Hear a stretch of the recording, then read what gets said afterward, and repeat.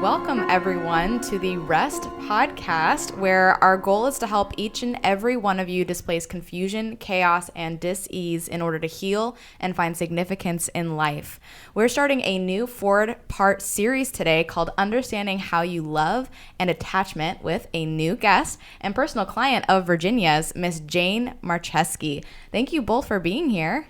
Thank you for having us. I'm so excited to be here. There's so much to talk about. I know, man. I'm so excited for today. I'm actually going to start us off with today's quote, and this is actually by Virginia. It's part of growing in maturity. Wisdom is reconciling what we know, the body, what we understand, the soul, and applying both in such a way that we can love well. I always love that quote. I love it when you say that.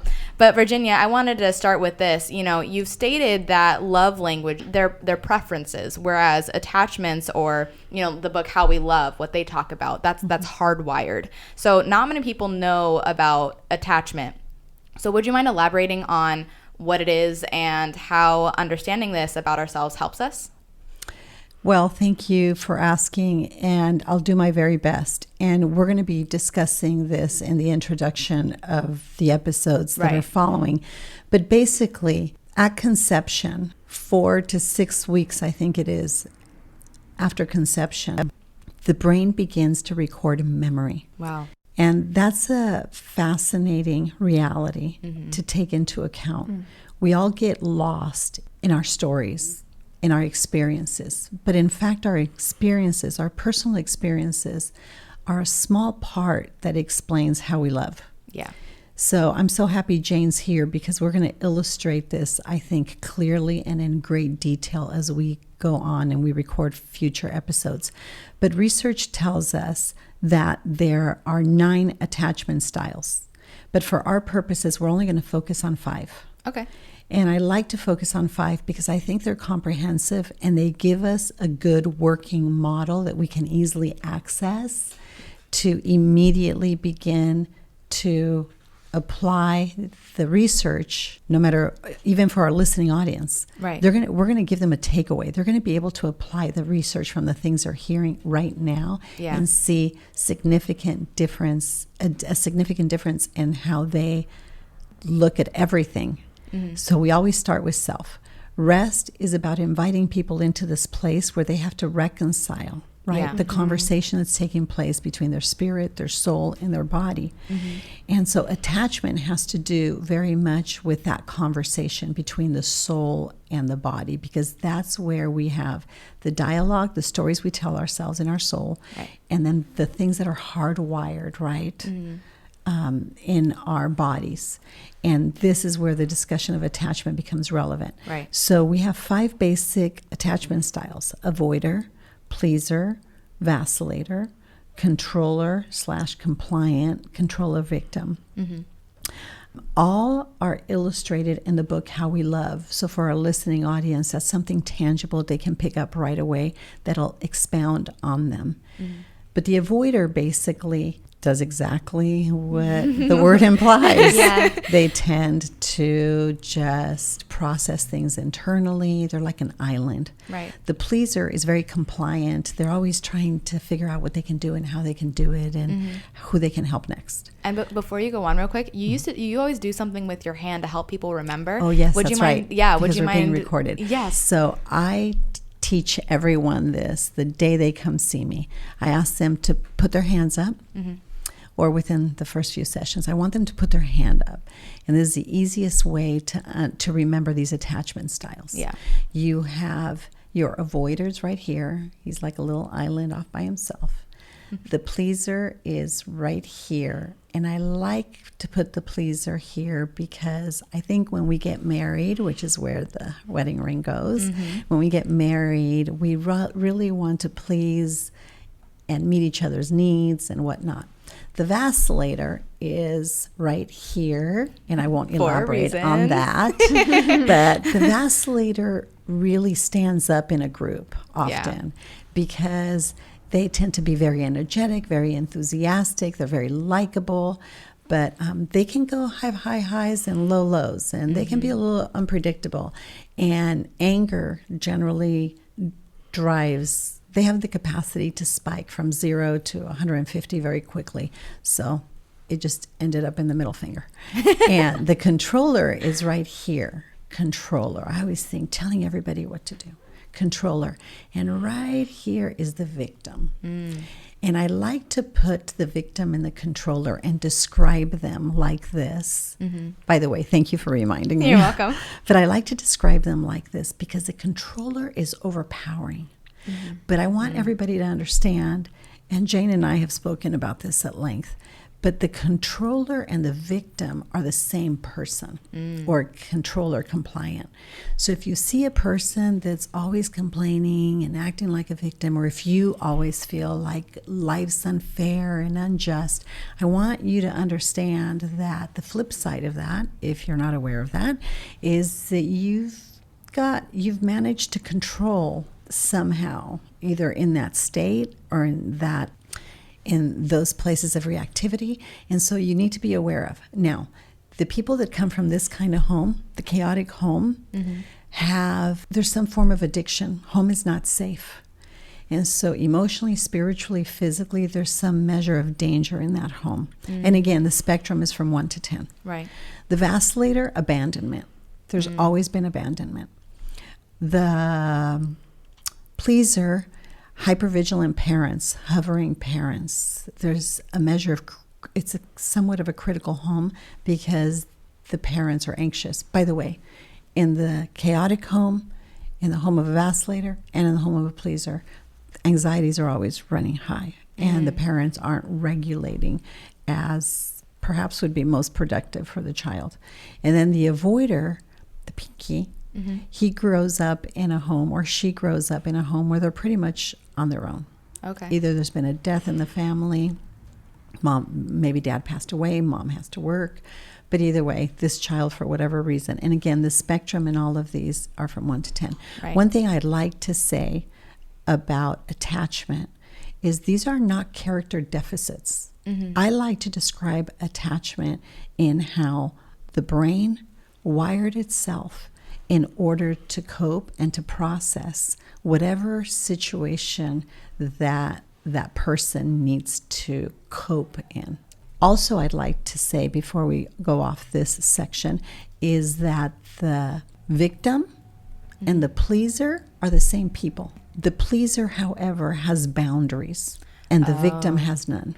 That makes sense. Because the victim grew up in a home, let's say, where there was alcohol abuse, sexual abuse, drug abuse, any kind of abuse or physical abuse. Right. And they try disappearing.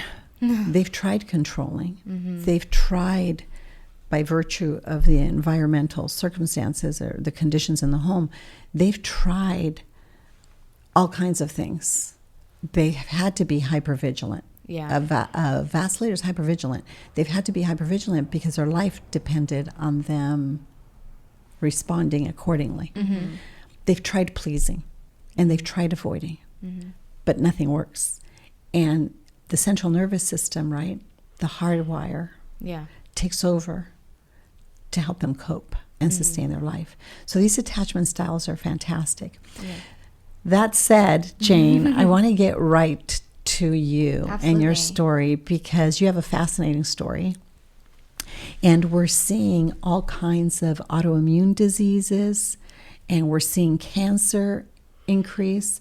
We're seeing all kinds of physical ailments impact the lives of younger and younger and younger people. Yes. And so I wanted to interject and weave into this conversation about attachment, your story.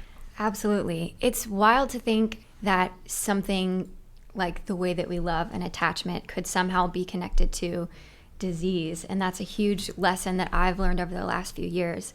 I'll give you like a quick overview of my story. And since we have so many podcasts to come that I'll be guesting on, we'll go into depth more. But just a brief overview. I was first diagnosed with cancer when I was 26. It was about 2 years after I had just gotten married. I went into remission for about a year and a half and was diagnosed again, but this time given 3 to 6 months to live. I went through a divorce about a month later. Marriage totally fell apart. And then I healed from cancer like pretty miraculously. But I think because I wasn't operating from a place of rest, the environment of my body was just like ripe and conducive for disease and for a return of cancer. And so at this point in my story... Can I interrupt you for a Of minute? course. I want you to give context for rest, because you said I wasn't operating from this place of rest. And when people think of rest, they think of Like sleep. Like napping. sleep, Yeah. napping, of doing nothing. Right. When in fact, that's not what happens Right. when we shut down. Rest is about reconciling the conflict that's happening within ourselves. Because in fact, when we go into a place of rest, that's where our entire body is doing. It's working very, very hard to what? Reconcile the dis-ease in order to heal. Exactly. Yeah. So I want you to talk about that for a second. Sure. Because when you stepped into rest, you had to reconcile some things. Oh my goodness. Yeah. So when we talk about rest from this perspective, the rest that we're trying to access is like a oneness and a completeness within yourself. So a huge thing that I have learned kind of going through the way that Virginia thinks about things and does things is any issue that we have, like relationally, emotionally, spiritually, physically, all can be boiled down to a conflict within yourself. And often we're not even aware of what these conflicts are. Sometimes it's related to like relationships or something that we're doing wrong in our life or lies we're telling to ourselves. And until we're able to reconcile those things and Look inward, huh? and look inward and stop running from yourself, we're not going to be able to heal spiritually, emotionally, physically. And I love that you pointed that out, because I remember the first day you stepped in my office, I was listening very carefully to your story, and it had so many facets. But I was listening to you with my heart, but I was hearing, watching, and absorbing and processing and taking in the disparity between what you were talking about and the story you were telling me and what your body was revealing. Because it's the disparity between those two narratives that I find we can easily address the anatomy of our disease. Yeah. Right? It's Amazing. the disparity between those things. And it seemed like We you talked kind of about have that. this laser vision, and you're very gifted to say, this is what she's saying, but this is the... This is a story she's carrying. Yeah, but That's this is right. what she's carrying. And I love that. And I want to encourage our listening audience that right now, if we all made a vow to, when we're confused or in a state of dis-ease for whatever reason, relationship, jobs, disease, that we stop and say, wait a minute, there's 3 conversations taking place. And those 3 conversations, I need to reconcile them. And I can if I step into this place of rest. What are the 3 conversations? What's happening in this quantum spiritual field, which is that energy field, right? What's happening in the anatomy of my soul. And for those of you who've listened to the other podcasts, the soul is the mind, the heart, the will, the conscience, and the feelings. And we confuse that with what's happening in our central nervous system and in our body, because feelings are the root cause of emotions. They're not the same thing. Yeah. Which brings us back to what kind of decisions are we making and how are we processing this information in our what? In our soul, our mind, our heart, our will, our conscience, our feelings. What does that tell me? This is what's going to transmit or not, what's happening out here or not. And so what that information is being processed through my brainstem, through my central nervous system in my body. So by the time we begin to talk about states of disease, right? And you came in with a very clear one, cancer. And I've grown to really respect cancer because it's a blueprint, it's a map into the soul for me, right? Wow, yeah, it really is. So anyway, that's what rest represents. And those of you who've listened to the podcasts that we've recorded earlier can have a working model of that. Rest is about reconciling the conflict within ourselves. And with you, we started with your story. I always start with people's story because you've got the resources and the tools to heal. Yeah. So tell us a little bit about what that was like initially. Yeah. Well, I think we started all the way back from, my parents, and even before I was born, like we were talking about before. But we started with the cancer. Yeah. Yeah, we did touch on those things. But the fact is, I have cancer. And it's like, okay, well, tell me a little bit about how you found us and how you got here. Yeah. Would it be too much to ask what kind of cancer? Oh, no, of course. Well, I was first diagnosed with breast cancer the first time when I was 26. And then the second time I was diagnosed, it had metastasized to lungs, liver, ribs, spine, and liver. So it was everywhere, yeah. Wow.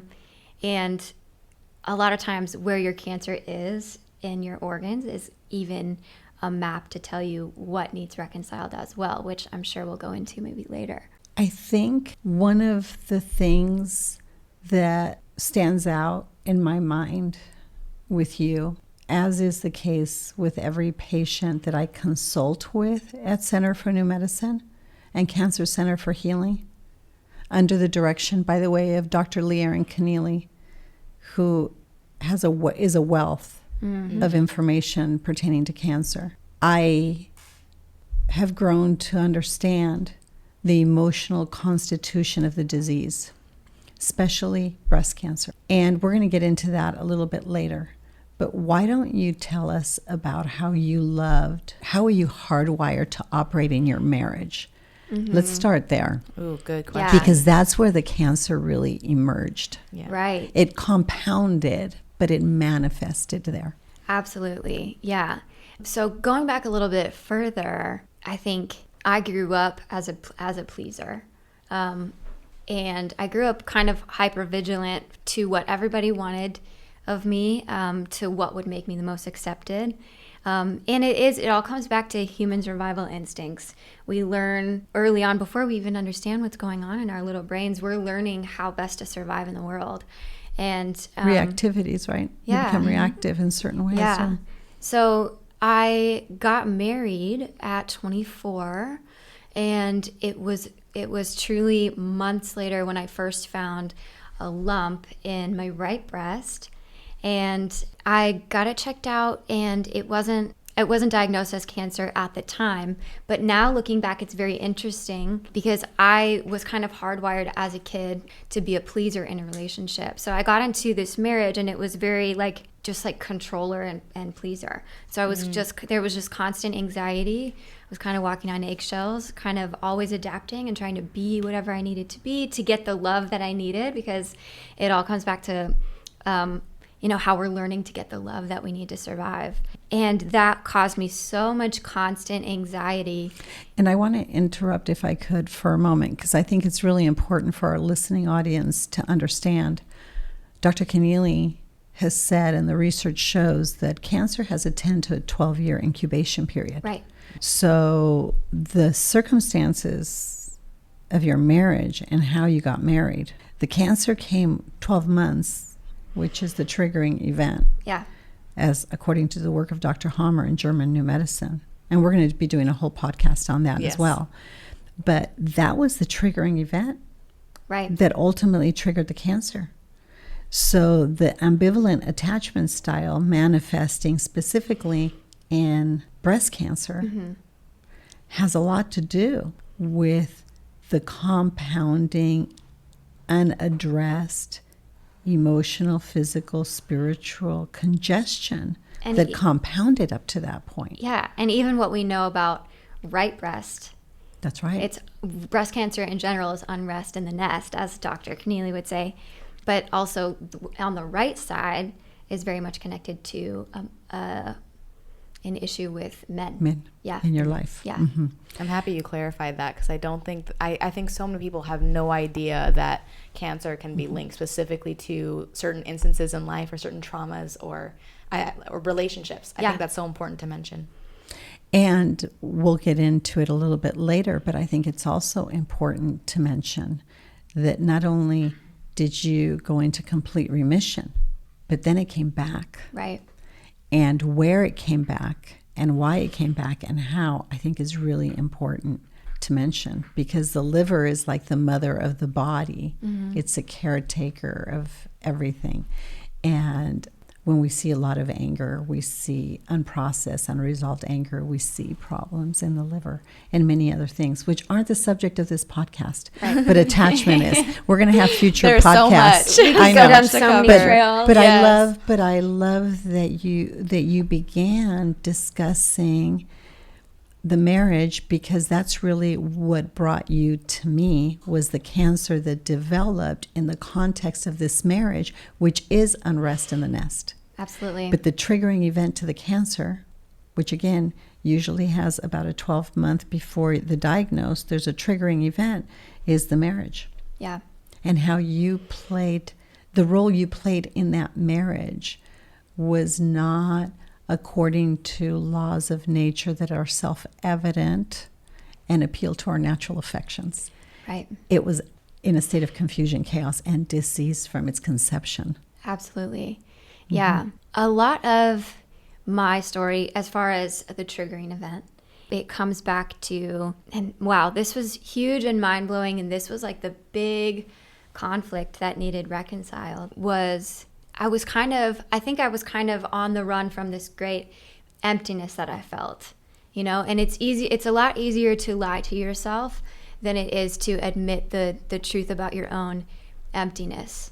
And so that was the big conflict. And I had a lot of, I think, issues with that marriage, thinking that it was going to fix this emptiness, you know. That's right. And so that was a big lie I told to myself. But also another conflict was I wasn't treated very well in this marriage, and I was lying to myself about that. Yes, and we're going to get into all that. Yeah. But for today's segment, I think this is a high note to close on. Yeah. And that is that you did not have high levels of self-awareness and of understanding. Right. And it took, and this is the beauty of cancer, it invites us into this place of rest. I always say, I've learned to love everything that becomes part of our story in walking through the healing process of cancer, because it exposes so many beautiful things, because you had to stop.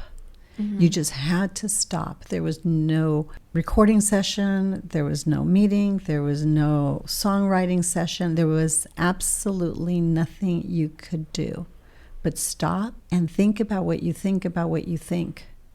And then question, is that true? Is that accurate? Because your body is carrying an entire different narrative.